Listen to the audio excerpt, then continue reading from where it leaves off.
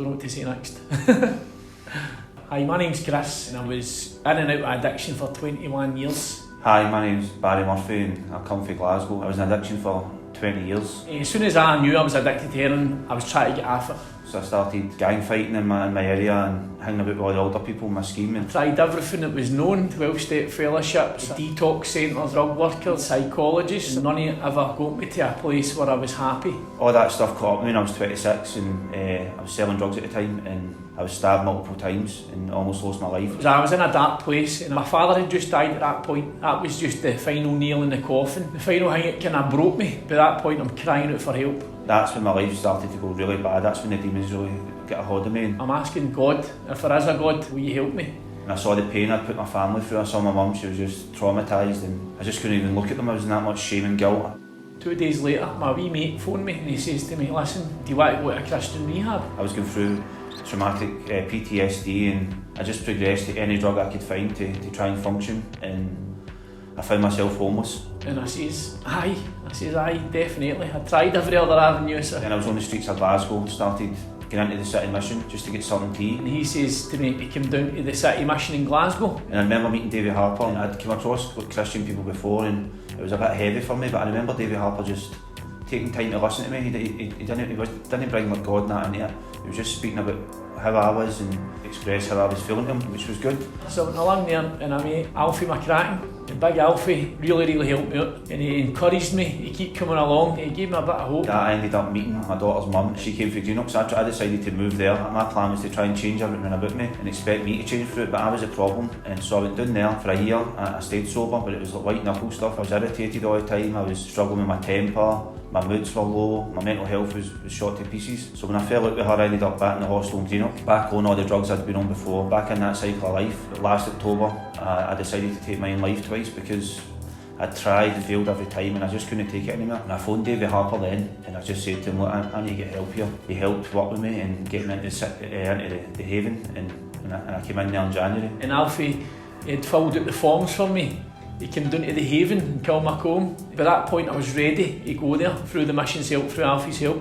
I remember just seeing the other guys in here, all the staff here have done the programme, so they relate to you and you get them on all levels. To start with, I thought it was a strange place and there were strange people. I remember coming down here for an interview with my mother, and my mother saying, there's a peace here, son, and I could feel that peace too. So. For so many years I was my higher power, I was in control of my life. It was tough to start with here. My head was saying, right, just go and go out and get drugs.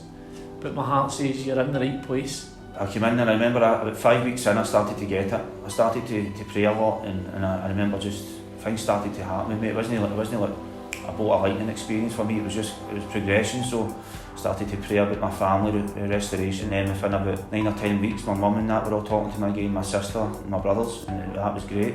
Anthony talked me around and he says just stay, and I knew it was the right thing to do, was stay. So I did, and thank God I did.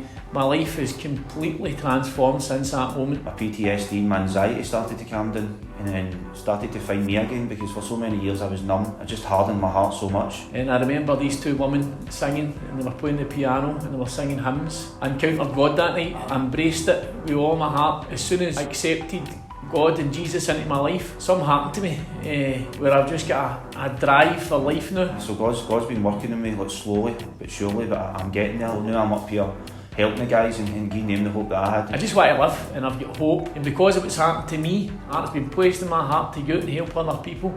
I just want to go and equip myself to do the plan He's got for my life.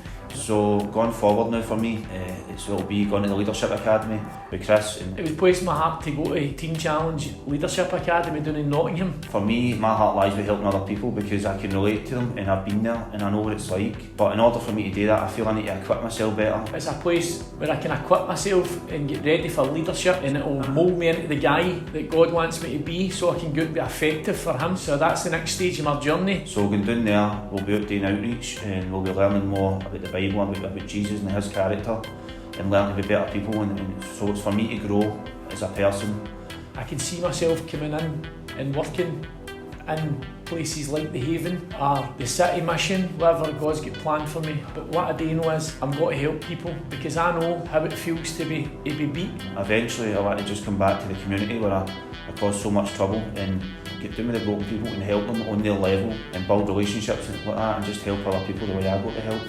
So once you've got God in your life, I know how much it can transform somebody's life and it can give you a purpose in life. And I would like to help other people find their purpose. So that's what I plan to do after the Leadership Academy, is go out and get a job that entails helping people. You happy with that? Aye. Think you did alright? Dodgy.